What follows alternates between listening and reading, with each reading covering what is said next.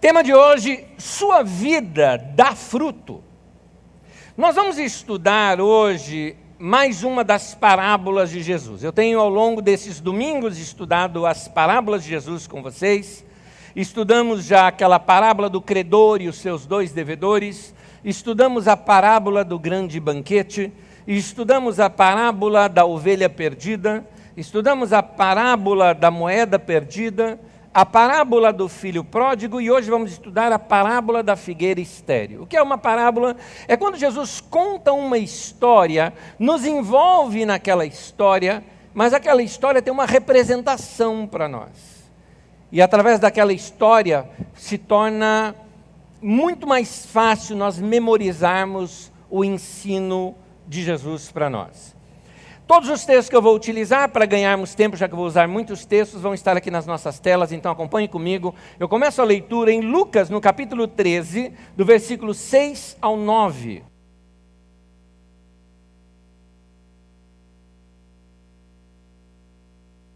Lucas 13, de 6 a 9, eu começo lendo o texto. Então contou esta parábola.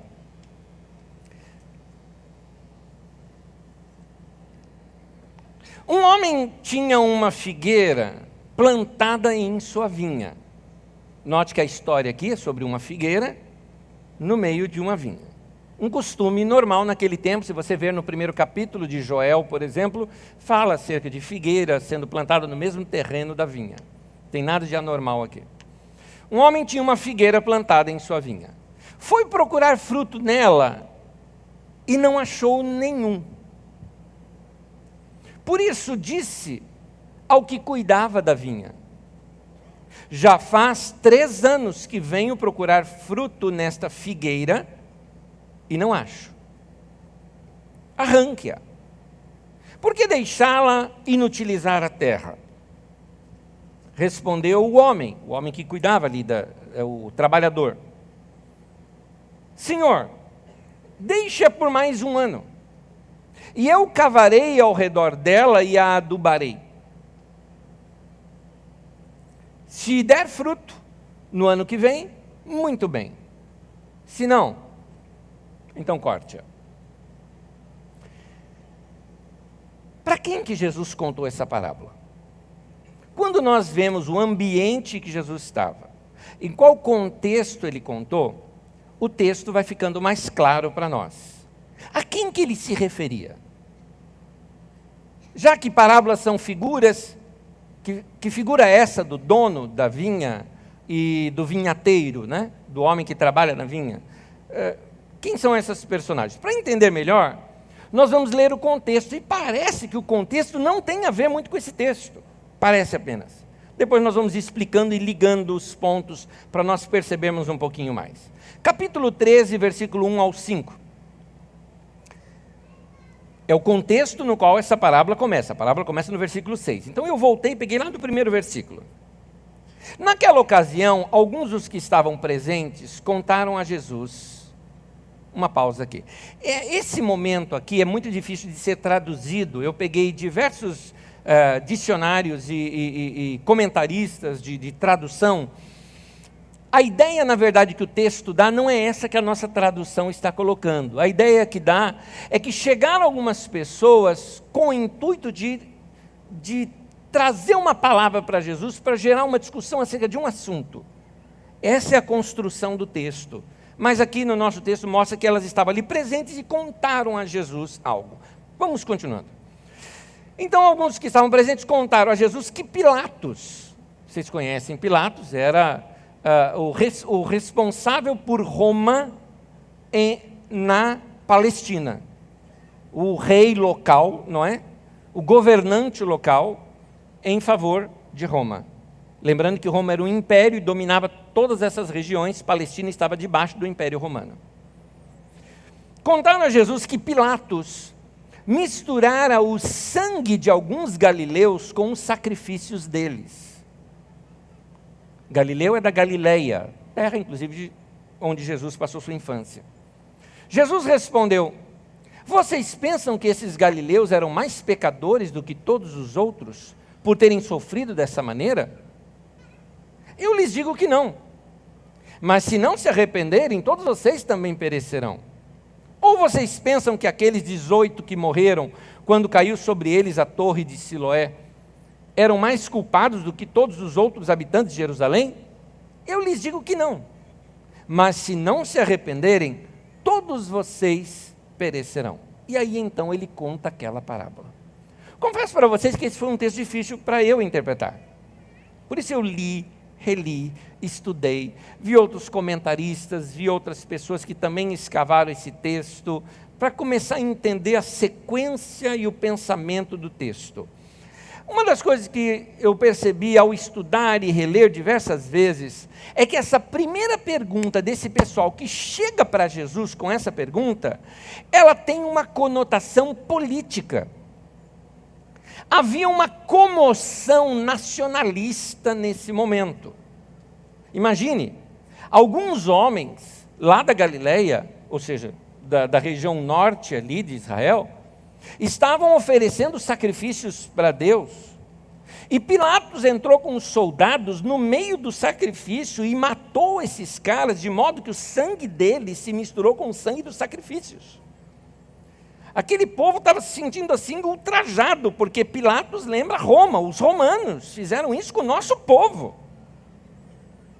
Era mais ou menos uma comoção nacional, como foi há pouco tempo atrás, dos franceses, não é? Que, comovidos pelos assassinatos ali dos cartunistas da Charlie Hebdo, algo horrendo. É como se alguém dissesse assim nos nossos dias, para você ter uma ideia como que soaria, é como se alguém dissesse assim: e eles entraram com metralhadoras no meio de um culto, bem na hora da ceia, e mataram a todos, e o sangue deles se misturou com o vinho da ceia. É horrendo. É essa a comoção. Mas Jesus sabia que quem conta um conto aumenta um ponto. Jesus sabe que no momento da comoção você pensa unilateralmente. Vocês podem notar, quando nós vemos um estudo aqui, até eu citei essa questão do Charlie Hebdo, que todo mundo lá, não, Jesus Charlie, Jesus Charlie. Peraí, quem que é o fraco aqui na questão? Lembra? Nós já estudamos isso aqui. Dá um tempo, pausa, passa aquele momento de comoção e vamos analisar ponto por ponto quem é que está certo, quem é que está errado, quem é o fraco, quem são de fato as vítimas dessa questão toda. E é isso que Jesus faz.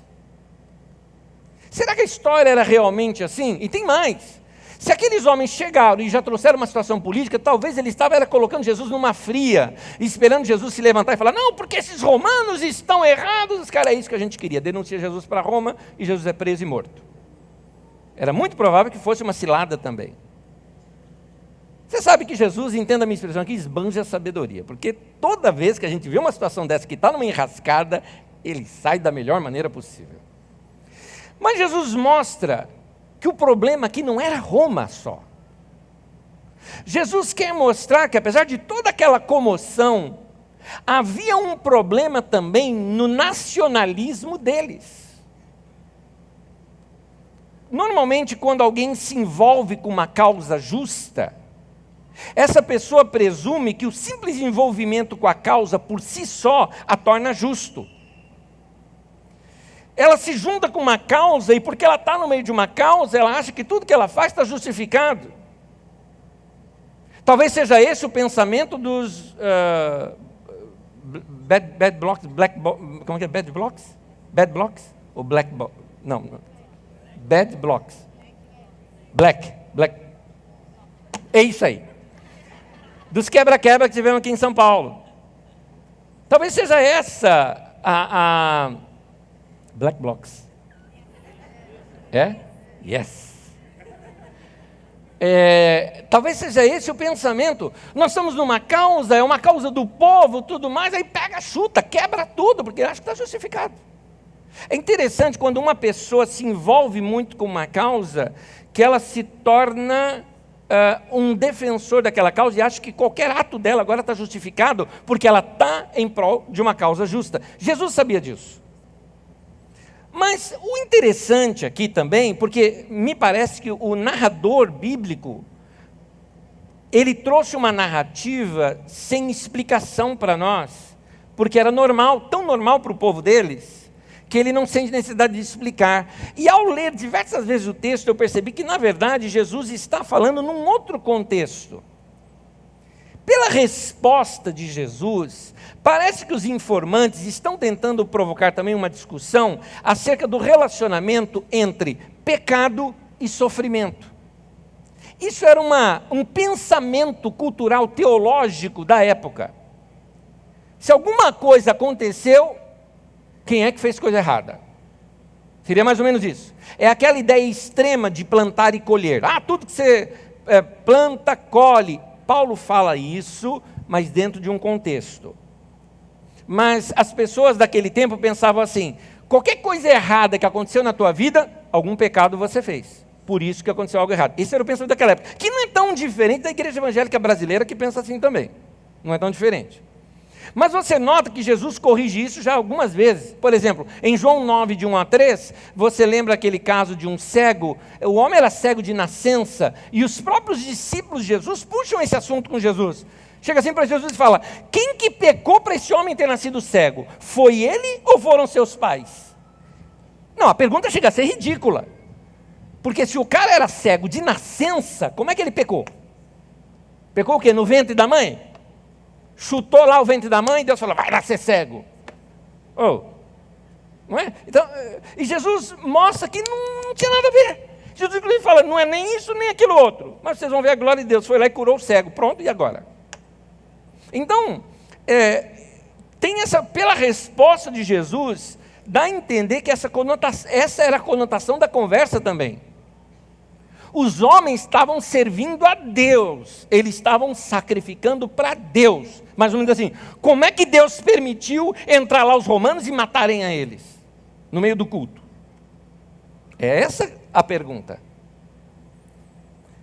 E Jesus, inclusive, envolve um outro tema, também que devia ser muito conhecido entre eles, sobre a morte lá de 18, cujo uma torre caiu em cima deles e matou a todos.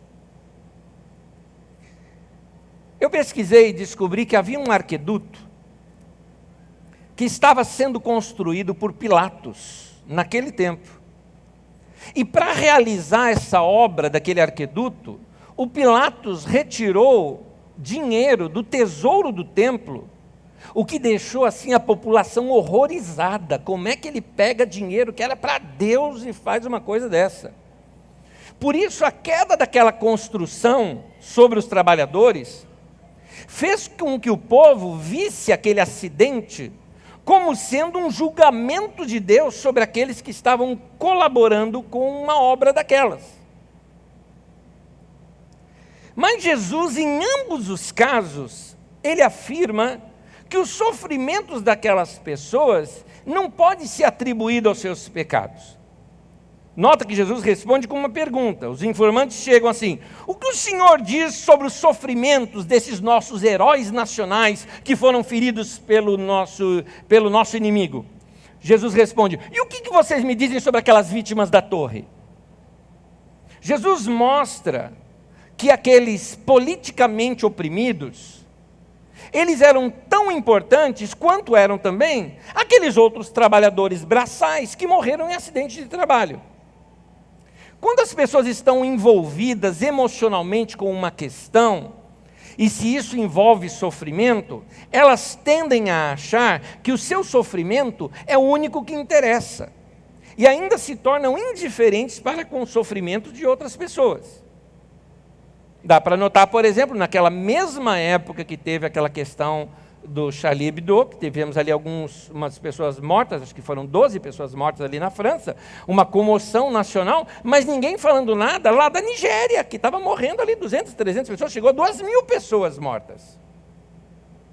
Então, quando você está envolvido com algo emocionalmente, você despreza o sofrimento dos outros. E é o que Jesus está chamando a atenção.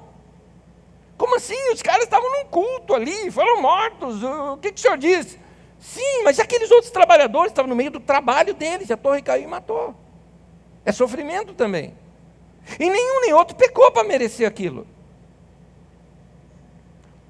Mas Jesus chama a atenção de alguma coisa mais profunda ainda. 2 vezes, No versículo 3 e no versículo 5, ele repete a mesma frase, como quem está dizendo, é isso aqui que eu quero chamar a atenção de vocês. Lucas 13, versículo 5 e o versículo 3. Mas, se não se arrependerem, se vocês não se arrependerem, todos vocês também perecerão. O que Jesus está querendo dizer?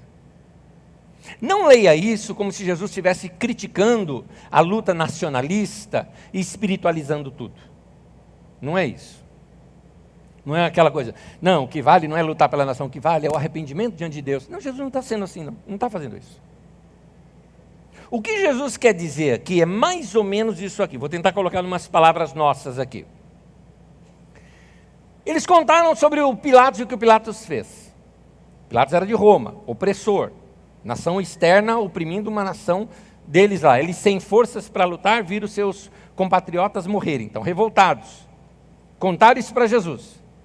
Jesus, como que se dissesse assim, vocês querem que eu condene o mal em Pilatos. Mas o Pilatos não está aqui. Eu não estou falando com ele. Eu estou falando com vocês. E eu vejo em vocês o sentimento de vingança. Se vocês estivessem com o poder nas mãos, e não os romanos, nós estaríamos aqui falando da morte de Pilatos e seus soldados. Em outras palavras, Jesus está dizendo, se vocês estivessem com o poder nas mãos, vocês teriam feito o mesmo que eles fizeram. O mesmo mal que você está querendo condenar naquela pessoa, tem dentro do teu coração, é que você não teve oportunidade de fazê-lo. É mais ou menos aquela pessoa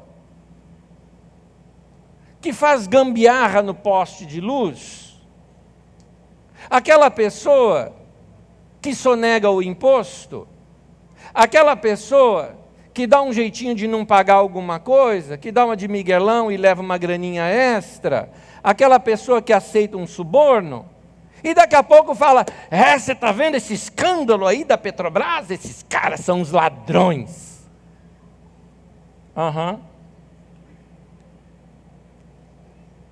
Como tinha o título de um filme, olha só quem está falando. É isso que Jesus está mostrando.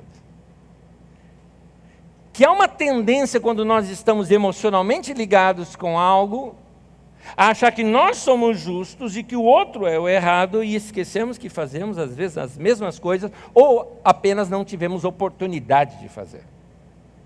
Por isso que ele fala, se você não se arrepender, vai morrer do mesmo jeito. Quando uma pessoa luta por uma causa, acredita em algo que ela acredita, a atitude é sempre essa. Nós somos os anjos, eles são os demônios. Quando alguém está obcecado com uma visão e se acha certo, tudo que é diferente dele é errado. Jesus estava profundamente preocupado com o povo. E o que geraria se aquele povo ficasse remoendo essas notícias e ele sabia que o melhor caminho não era o da vingança e da guerra? O que Jesus queria que eles vissem é que o mal que estava neles também poderia destruí-los. Jesus ensina que esses ensinos, esses juízos teológicos apressados a respeito das razões sobre os desastres naturais ou desastres políticos, precisa ser rejeitado essa precipitação em falar alguma coisa. Que isso sirva já de... Está fora do meu assunto, mas que isso já sirva de lição para nós. Aconteceu uma situação, uma tragédia, é melhor, se alguém falar, e aí o que você tem a dizer? É melhor você falar, não sei, estou pensando, estou meditando no assunto. Vou aguardar o melhor momento para falar. Porque qualquer precipitação eu posso trazer um juízo inadequado sobre aquilo. Jesus nos ensina que nós devemos nos preocupar também com todos os que sofrem, e não somente aqueles que são a nossa causa, não é? A gente sofre porque um brasileiro está sendo condenado à morte. E os outros? 120 caras condenados à morte. Tem um brasileiro. A gente está preocupado com o brasileiro? Espera um pouquinho. Essa atitude nacionalista mostra, na verdade, não nacionalismo, mas mostra uma maldade no nosso coração. Aquela de, a gente ainda vai dar o troco. Deixa eles precisarem da gente. Não é? Então, essa atitude é que Jesus está condenando. E essa figueira estéril? O que tem a ver essa parábola de Jesus com isso tudo aqui?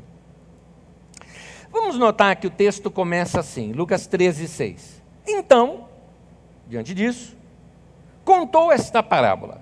Um homem tinha uma figueira plantada na sua vinha. Jesus usava símbolos que eram facilmente interpretados pelos seus ouvintes. Diversos textos da Bíblia Sagrada, do Velho Testamento, que aqueles homens estavam familiarizados, diversas profecias, usavam as figuras de vinha ou as figuras de figueira, e tinham um só significado em todas elas. Inclusive em outra parábola que Jesus conta. Os textos são de Oséias 9:10. Em Oséias 9:10, a vinha é o povo e a figueira é a liderança. Eles conheciam isso.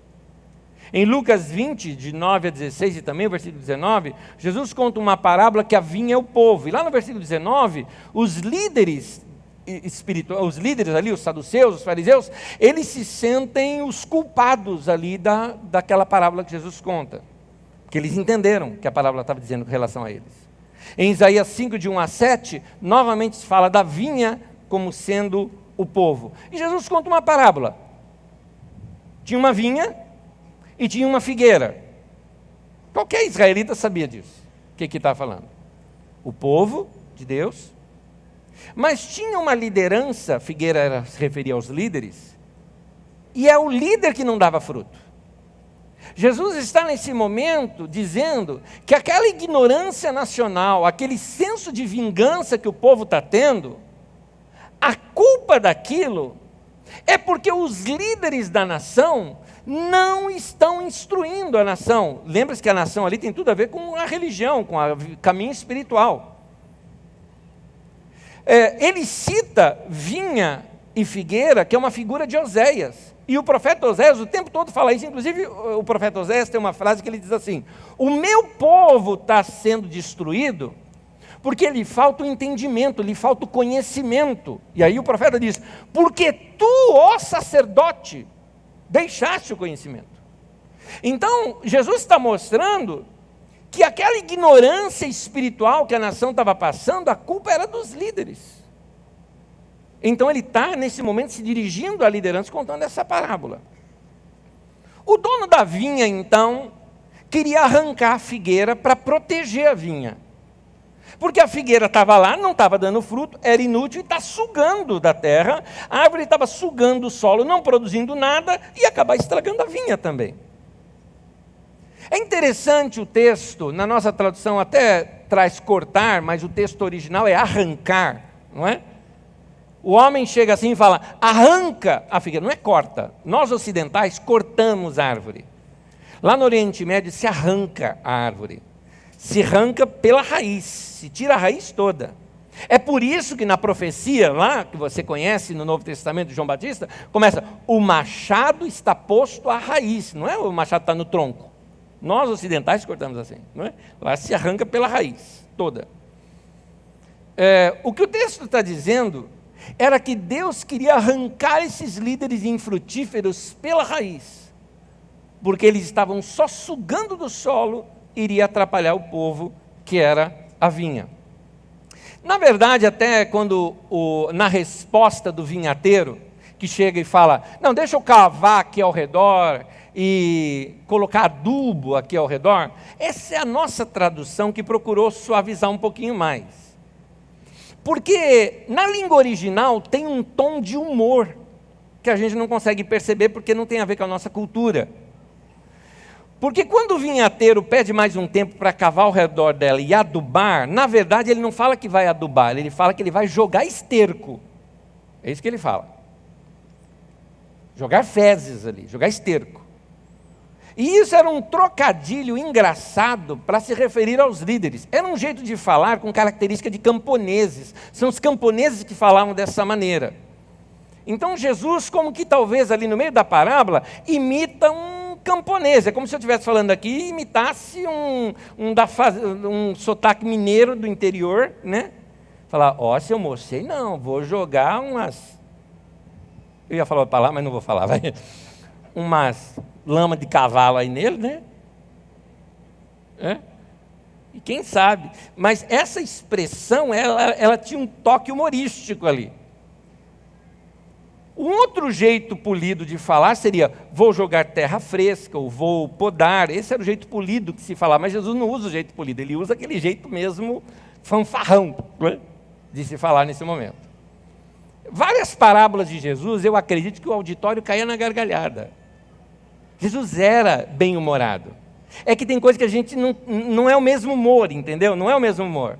Por exemplo, um toque de humor entre os hebreus da Palestina, os judeus ali da Palestina, era, por exemplo, o exagero.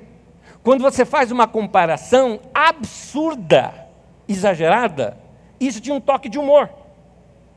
E nós ocidentais, por não entendermos, a gente fica examinando o texto, tentando entender algumas coisas do texto, que não é para ser entendido daquela maneira, é só para ser rido do texto. Quando fala, é mais fácil passar um camelo pelo buraco de uma agulha do que o rico entrar no reino do céu. O povo devia estar se esborrachando de ir um camelo pela agulha e ria tal. E a gente fica aqui, não, porque camelo naquele tempo, tal, pode ser. Tal. A gente fica tentando interpretar o texto, né? Então Jesus usava essas expressões dessa maneira. Mas quem são nessa parábola esses dois? Porque os personagens da parábola é o proprietário e o vinhateiro. O homem do trabalho lá da vinha e o dono. Muitas vezes na minha vida eu já vi essa parábola sendo interpretada como se fosse uma conversa entre o pai e o filho, entre Deus Pai e Jesus. Mas não pode ser essa a interpretação. Porque senão, o pai aqui, ele assume um papel de duro, condenatório. E Jesus é quem aparece como gracioso e amoroso, como que se só ele fosse assim e o pai não. E nós sabemos que o pai não é apresentado assim por Jesus. Quando nós estudamos domingo passado a parábola do filho pródigo, nós vimos quão amoroso que é o pai que Jesus apresenta. Então não pode ser isso. Aqui é um debate entre o juízo e a misericórdia. Aqui a misericórdia e o juízo tentam trabalhar juntos, desejando o melhor para aquela vinha. E agora o juízo e a misericórdia discutem o que é que vão fazer com uma figueira que está infrutífera. Até na língua em que eles falavam, que era o aramaico, pode ter havido ali um trocadilho, porque arranque-a, ele falou. Aí o outro responde, deixe-a. Essas são palavras semelhantes, elas até rimam entre si, é só uma vogal ou outra ali que muda naquela parábola, nessa palavra, que dá essa rima. Então, a palavra final é deixe-a, que é a mesma palavra no aramaico também para perdoe-a.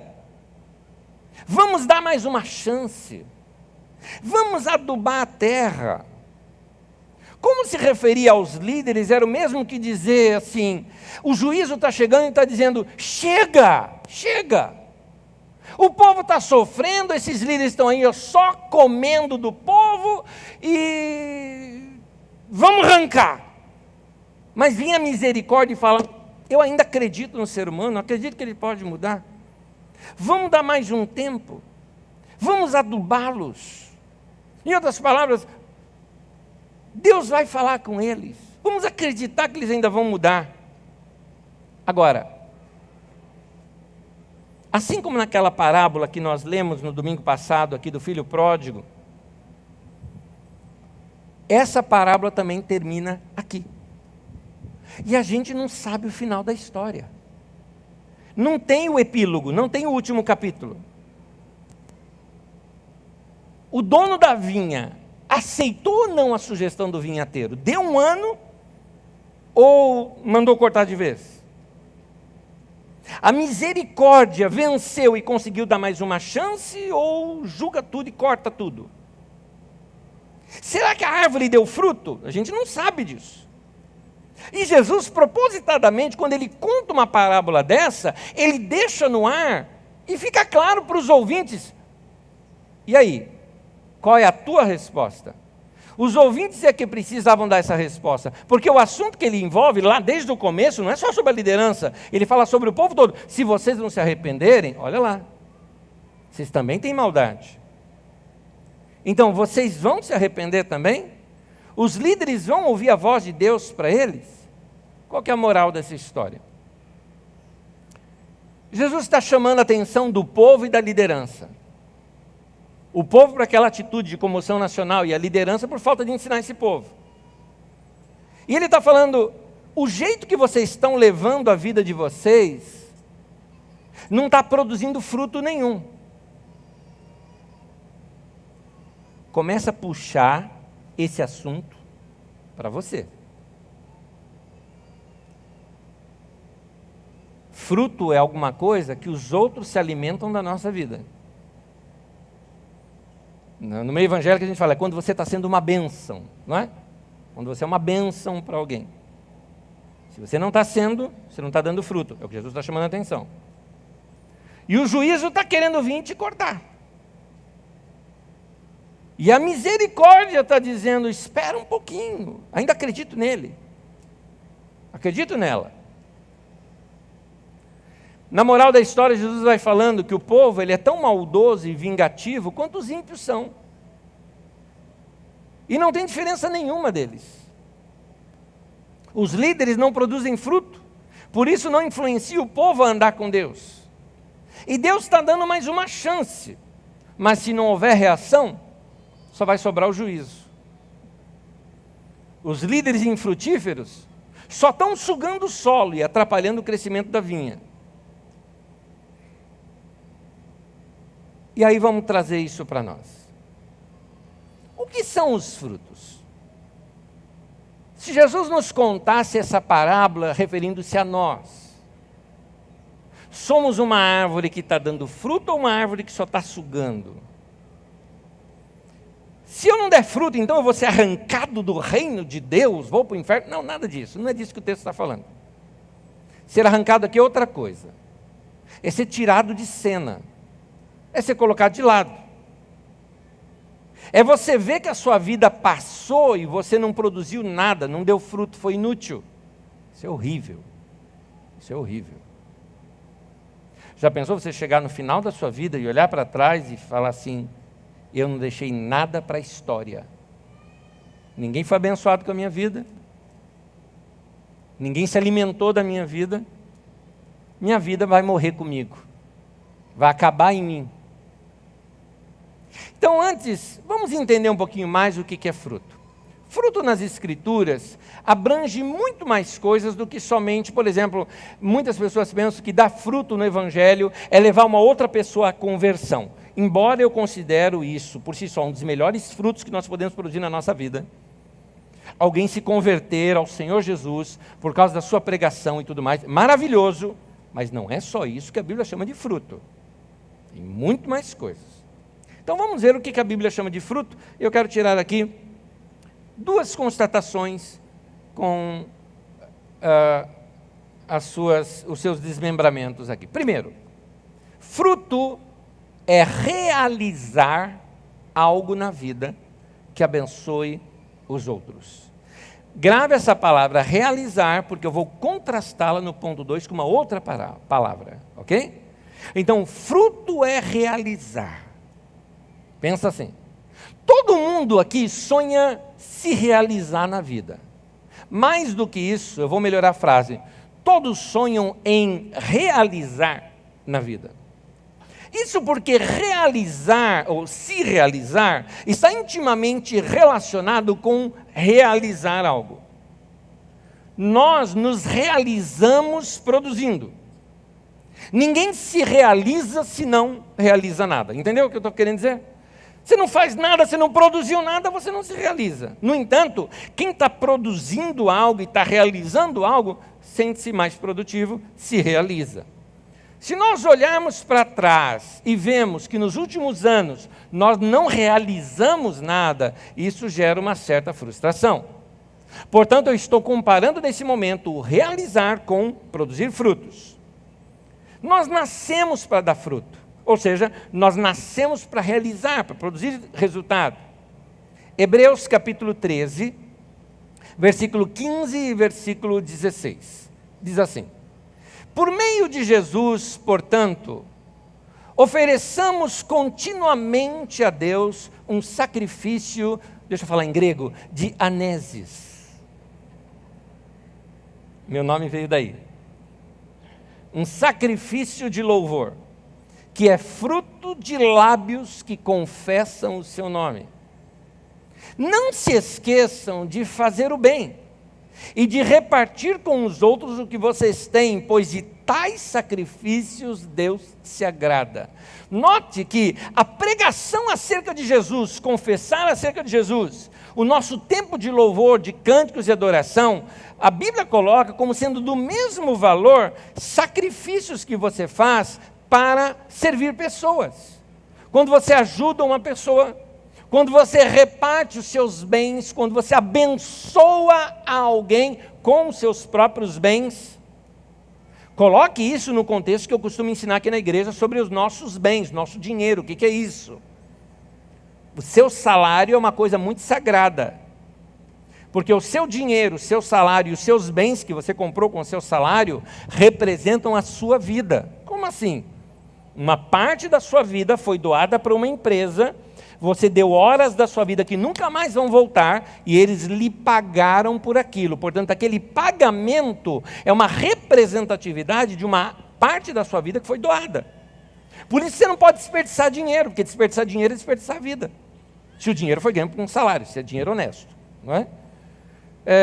Por isso que você tem que valorizar os bens. E aí vem as contribuições. Olha o valor de uma contribuição, da ajuda a um necessitado, de ajuda ao pobre, de ajuda a alguém. Quando você reparte o que você tem com alguém, você está dando a sua própria vida com alguém. Isso a Bíblia chama de um sacrifício. É como se você morresse, como você está doando uma parte sua para alguém. Então, fazer o bem ao necessitado, as boas obras, não apenas o assistencialismo, né? Mas obra, algo permanente, duradouro, que pode de fato mudar a vida de uma pessoa, a sua história, isso é importante. Eu fiquei fascinado um dia desses, quem eu estou falando está aqui hoje, é um senhor da nossa comunidade, você está aqui hoje, você está me ouvindo, só não vou te identificar para você não ficar sem graça, porque eu estou te elogiando. Mas eu estava conversando com um senhor aqui da nossa comunidade, e ele, na sua simplicidade, ele falou, não, tudo bem, eu estou indo lá no banco agora, porque eu vou pagar lá o centro social. Eu falei, o que é pagar o centro social? Ele falou, não, todo mês nós separamos um dinheirinho nosso para contribuir com a obra social que nós desempenhamos aqui. Gente, que coisa linda. Uma pessoa que vive de uma aposentadoria, um dinheiro pequeno, ela ainda separa um tanto para contribuir numa obra que está mudando vidas. Isso significa que talvez aquelas crianças, aquelas moças, aqueles rapazes que estão tendo sua vida totalmente mudada e transformada, que não se envolveram com drogas, ao contrário, estão se tornando grandes profissionais, essa pessoa semeou na vida delas. Isso é fantástico de ver. E isso é produzir fruto. Isso é produzir fruto. Querido, seja o milagre que os outros precisam. Tocar outras vidas, ser bênçãos para outras vidas, ser o milagre que as pessoas precisam, seja a resposta da oração que os outros estão fazendo. Gálatas 6,10 diz assim, enquanto temos oportunidade, façamos o bem a todos. A Bíblia nos ensina a não perdermos as oportunidades que nos aparecem de fazer o bem, ou de fazer qualquer ato de bondade para com alguém. Experimenta isso. Seu dia vai ficar bem melhor quando você começar a experimentar a bênção que é ser um abençoador. E muitas vezes Deus faz com que pessoas cruzem o nosso caminho para que nós sejamos uma bênção na vida delas. Isso é produzir fruto. E eu não estou falando de grandes coisas assim que vão sair em manchetes de jornais, estou falando de pequenos atos de bondade. Não precisa ser coisa grande que chama a atenção das pessoas. Estou falando de coisas discretas, pequenos atos de bondade que todos nós podemos fazer. É como se nós oferecêssemos um fruto que temos para dar. Lembra? Fruta, é gostoso. Uma árvore não come do seu próprio fruto. O outro que vem e colhe daquele fruto e come. O fruto ele é atraente, ele é gostoso, ele vai alimentar o outro. É isso que eu estou falando. Dá alguma coisa para as outras pessoas. Eu falo até de coisas simples, um sorriso que você dá e que muda o dia de alguém, uma palavra encorajadora aqui ou ali, até uma carona que você dá para alguém, ou até um presente surpresa que você dá para alguém, pode mudar o dia daquela pessoa. São frutos também. O que você precisa fazer é colocar a tua vida para produzir fruto, ainda que ela seja na forma da sua forma monetária de ser, dinheiro. Como eu já disse aqui, é uma parte da sua vida. Eu tenho meu salário, então eu estou com uma parte da minha vida aqui, também para abençoar, também para dar. Por exemplo, dentro das suas posses, o que você pode fazer? Para isso, é óbvio, você tem que administrar melhor, gastar menos, para poder realizar algo mais. Você não acha que você gasta demais com você mesmo?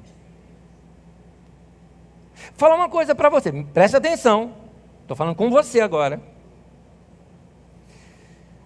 Se todo o seu salário você gasta com você, e às vezes até mais, né? Porque você fica com dívida, você entra no vermelho, então você gasta mais do que o seu salário. E você gasta só com você, você é egoísta, você é mau. E Jesus, a palavra de Jesus se aplica a você. Se você não se arrepender, mudar de mente, você vai morrer. Como assim? Está dizendo que eu vou morrer? Não estou falando de morte de vida biológica, querido. Mas você vai morrer na história. Você não significou nada para ninguém. Depois da sua morte biológica, não vão falar de você. Não vão citar você. Não vão mencionar você. Porque você não alimentou ninguém. A nossa vida tem que produzir fruto, tem que alimentar os outros. Segundo aos Coríntios, no capítulo 9, do versículo 6 ao 7, depois do 10 e o 11, Paulo está levantando uma coleta entre os irmãos ali da região da Grécia, chamada Macedônia, mas não é o país Macedônia de hoje, não é? É uma região da Grécia que era chamada Macedônia.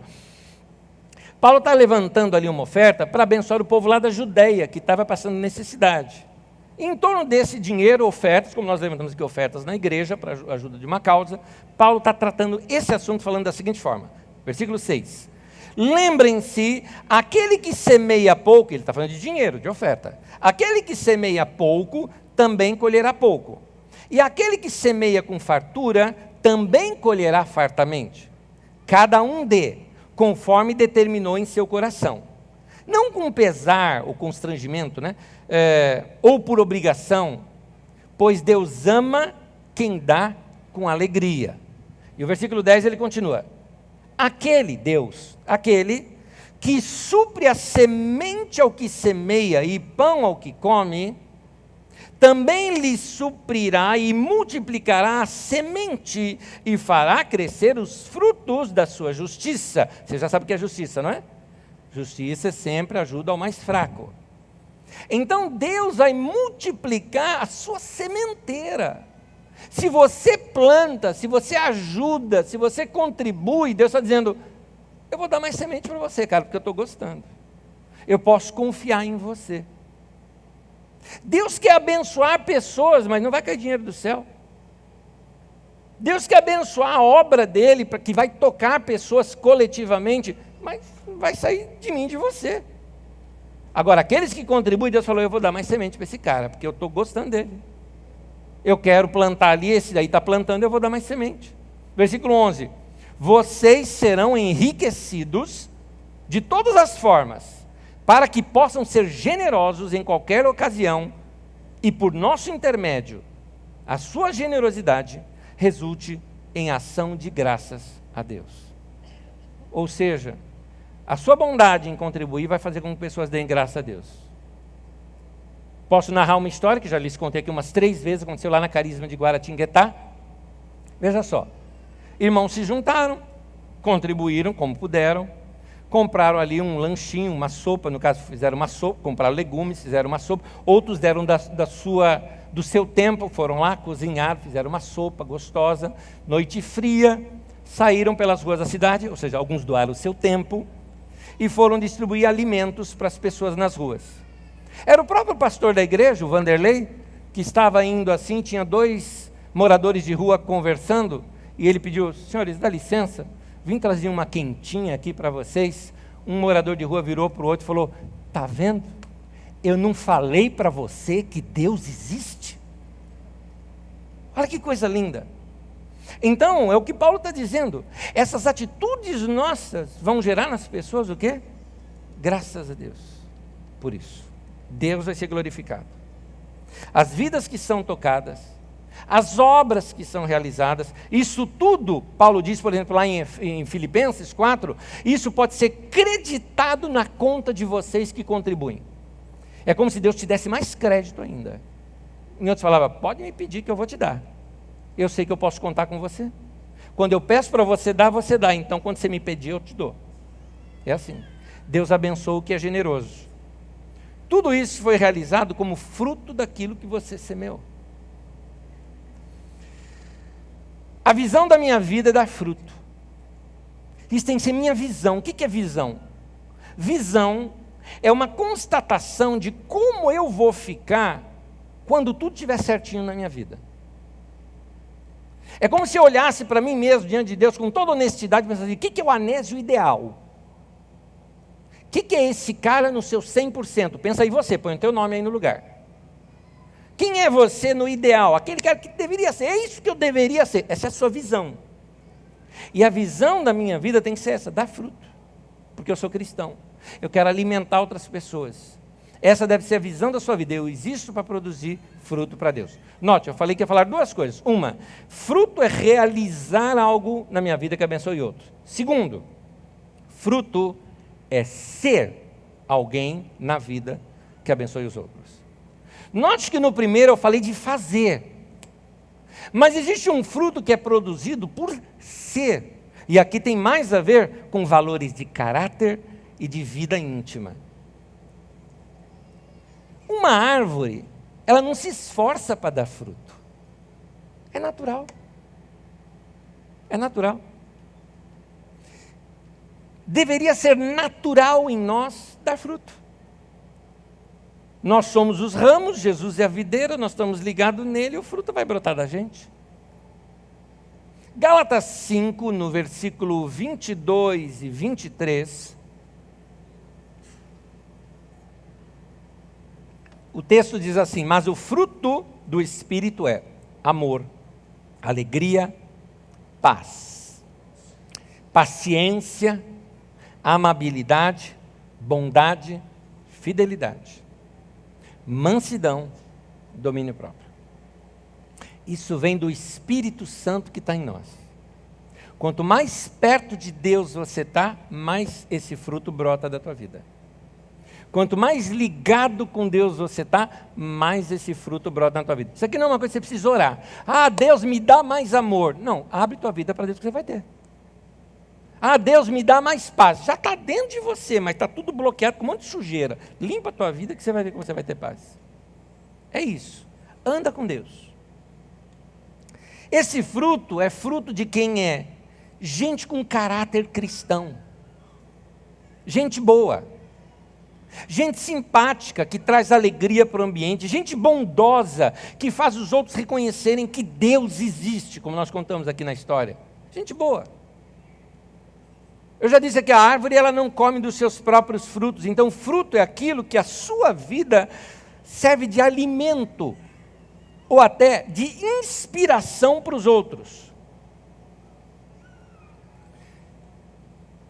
O ser humano é vazio sem Deus. Quando você não está legal com Deus, tudo ao seu redor fica cinza, perde a cor. Assim, quando você está longe de Deus, você fica chato. Sabe igual quando você não come direito? Você não se alimentou, passou o horário do almoço, você começa a sentir fome, você começa a ficar chato. Você começa a ficar, né? Sua vida fica sem graça. Da mesma forma acontece quando você não se alimenta espiritualmente. Quando você não se alimenta com a oração, adoração e relacionamento com Deus, você fica assim.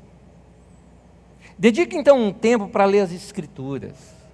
Vai ler a Bíblia e deixa ela encher teu coração. Leia a Bíblia assim devocionalmente, né? Com adoração, lê aquilo. Tem gente que até lê a Bíblia, mas não lê a Bíblia como um livro inspirado, um livro que inspira, não é? Que enche. Então, seu relacionamento, aí que eu quero chegar na parte do fruto, mas o seu relacionamento com Deus não é só para você, não é só para te alimentar. Até o seu relacionamento com Deus é para alimentar os outros. Distribua para as pessoas suas experiências com Deus. Inspire as pessoas a amarem a Deus. Fale de Jesus para as pessoas. Fale para os seus irmãos das suas experiências com Deus. Reparta conhecimento que vocês têm da Bíblia Sagrada. Eu estava ouvindo uma mensagem, Deus falou comigo, aprendi isso daqui. Reparta com as pessoas a sabedoria de Deus. Vai se envolver com a igreja. Igreja é diferente de Deus. Deus é uma coisa, igreja é outra. Tem gente que até se relaciona com Deus, mas ainda não descobriu o lado bom da igreja. Igreja é comunhão, é partir o pão, é oração, é comer juntos. Igrejas são relacionamentos e conversas que produzem em nós o temor do Senhor. Não estou falando da gente se reunir só para um churrasco e bater papo sobre futebol e tudo bem e passar o tempo. Não é isso que eu estou falando. Eu estou falando de conversas que nos atraem para a adoração, que nos inspiram, que nos deixam com vontade de oração. O seu relacionamento familiar, por exemplo. Seu relacionamento familiar deveria produzir fruto. Eu não estou falando de só viver bem em casa. Não, mas está tudo bem em casa. Eu vivo bem com a minha esposa, com os meus filhos, nós somos felizes. Seu relacionamento com seus cônjuges, com seu cônjuge, com seus pais, ou até com seus filhos, precisa produzir lição para os outros, gerar um desejo de serem imitados. Uma irmã aqui na Carisma, uma vez, ouviu uma mensagem minha sobre esse assunto, e me contou depois. Ela falou: Nésio, deixa eu te contar uma coisa rapidinha, você falou ali na mensagem sobre a gente valorizar mais nossos pais. Veja bem, ela é casada, tudo mais. Ela falou: nessa semana, eu chamei o meu pai para sair para jantar comigo. E eu, filha, me dediquei ao meu pai e saí com ele para jantar. Paguei um jantar para o meu pai. Ela falou: foi muito gostoso aquela proximidade minha com meu pai. Estou falando já de uma mulher casada, não é? Mas dando essa honra para o pai dela. Eu achei lindo aquilo. Eu confesso para os irmãos que naquela hora doeu meu coração, porque meus pais já morreram. Eu não tenho como fazer isso com eles. Mas vai fazer, querido. Olha só, a atitude daquela pessoa produziu fruto em mim. Um desejo de querer servir melhor. Vai fazer algo pela sua mãe, pelo seu pai que ainda estão vivos. Vai sair com seus filhos. Vai fazer declarações de amor entre vocês. Deixa isso crescer tanto, a um ponto de inspirar outras pessoas a fazerem também. Aí você está produzindo fruto, é quando está transbordando. Até a sua visão da sua própria vida. Se sentir bem com você mesmo, muito bom, é importante. É importante você cuidar da sua higiene, da sua beleza. É importante você ter aquela autoestima saudável. Se vestir com uma roupa bonita, manter os cabelos sempre bem arrumados, cuidar da pele, do corpo. Aquilo que você um dia parar diante do espelho e você está bonito, eu gostei, não é? Gostar do que viu. Isso faz bem para você e melhora o seu relacionamento consigo mesmo. Mas eu estou falando sobre produzir fruto. É outra coisa. Isso aí você só se alimentou. Produzir fruto é alimentar os outros. Produzir fruto é quando a sua vida inspira os outros. Não é só viver bem a vida, mas é inspirar os outros a viverem bem a vida. O que eu estou querendo dizer? Eu estou querendo dizer assim na prática. Eu gosto de gente, por exemplo, que fotografa coisas bonitas ao longo do dia. Eu tenho uma pessoa muito próxima de mim que faz isso discretamente, reparte só ali entre a família, mas eu admiro os olhares deles. Meu irmão do prédio dele fotografa o céu, as nuvens, pôr do sol. Eu acho lindo. Eu falo: puxa vida, convivi com o cara minha vida toda, brigamos pra caramba, que irmão nunca brigou na vida, né? brigamos pra caramba, e eu nunca tinha notado esse olhar de poeta no meu irmão. Que coisa linda de ver. Eu gosto de gente, isso mostra que essas pessoas que fazem isso têm um outro olhar para o mundo e para a vida. Eles não vivem com a vida, com a cabeça deles enfiada dentro de um buraco, igual avestruz de desenho, sabe? Eles estão com olhos abertos, contemplando as coisas bonitas que Deus fez. Ou seja, eles são realizados consigo? São, mas eles olham para fora, veem coisas e começa a despertar a gente a ver coisas também.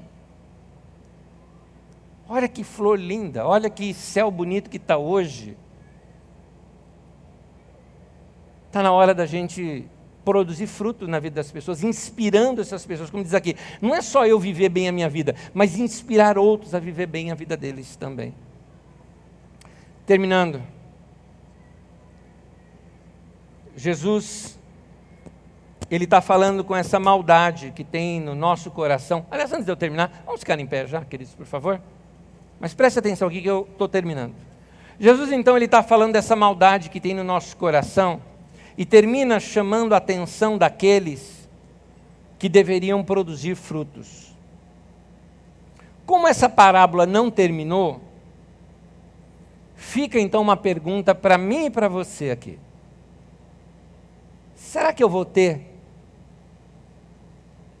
mais uma chance na vida?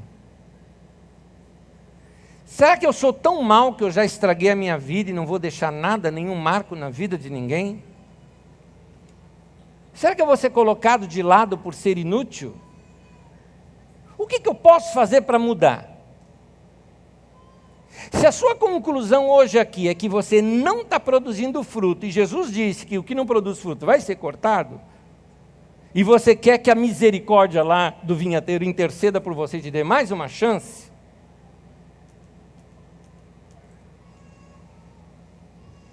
ressoe aos seus ouvidos essa mensagem de Jesus, Lucas 13, tanto o versículo 3 quanto o versículo 5. Mas se não se arrependerem, todos vocês também perecerão. Note essa palavra arrepender. A palavra usada aqui para arrepender é metanoia, mudança de mente. Vou mudar minha maneira de pensar. Também significa mudança de rumo. Não é só pensar de outra maneira, mas agir de outra maneira também. Em outras palavras, eu vou dar um jeito na vida agora. Agora eu vou mudar. Tem alguma coisa na sua vida que Deus falou, isso está errado? Muda. Tem alguma coisa que você percebe que está fora do eixo, fora do rumo? Muda. Você percebe que você está muito egoísta, só vivendo para si, não está produzindo fruto? Muda. Quando? Agora. Agora. Eu não preciso fazer apelo, você vir à frente, chorar. Não preciso fazer nada disso. Muda agora.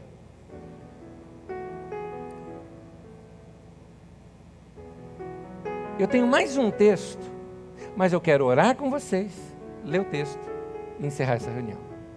Para que a gente leve para casa esse coração. Pessoal do telão, guarda esse texto para mim que é o próximo. Guarda aí. Vamos orar? Peço que você feche seus olhos nesse momento. E a minha pergunta para você é essa: você está dando fruto? Tema de hoje: sua vida dá fruto. Você é bondoso, é generoso, frutos de fazer e frutos de ser. Note que eu destaquei 2 aqui.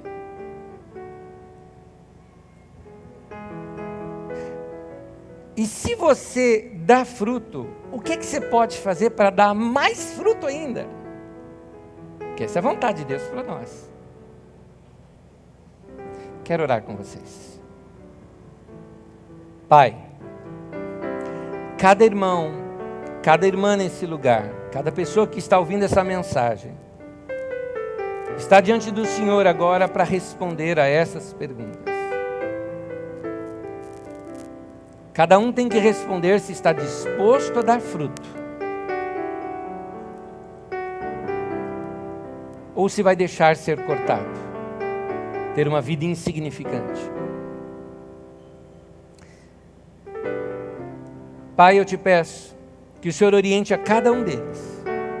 Ajude-os a tomar decisões firmes que precisam ser tomadas para as mudanças. Ajude-os, ó Deus, a serem pessoas menos egoístas e que vivam mais para dar a sua vida e abençoar a vida de outras pessoas. Em nome de Jesus. Amém. Amém.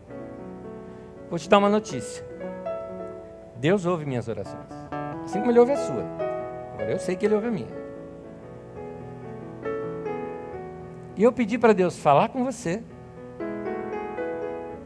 e mudar o teu coração. Agora cabe a você dizer: sim, Senhor, eu aceito. Romanos 12, versículo 2, eu vou terminar. Diz assim: não vivam como vivem as pessoas deste mundo. Estou lendo a Nova Tradução na linguagem de hoje. Mas deixem que Deus os transforme. Aqui quando ele fala não vivam como vivem as pessoas desse mundo, egoístas, só pensam em si, não estão nem aí com os outros, gastam tudo consigo mesmo. Mas deixem que Deus os transforme. A palavra transformação aqui é a palavra metamorfose. Você vai virar uma outra pessoa. Por meio, e olha como é que Deus vai te transformar, por meio de uma completa mudança da mente de vocês. Tudo começa nessa mudança na sua forma de pensar. Terminando o texto, diz assim: assim vocês conhecerão a vontade de Deus. Isso é, aquilo que é bom, perfeito e agradável a Ele. É assim que nós vamos oferecer o nosso culto a Deus. Amém? Meu irmão, que Deus abençoe a tua vida, em nome de Jesus. A Ele o nosso louvor.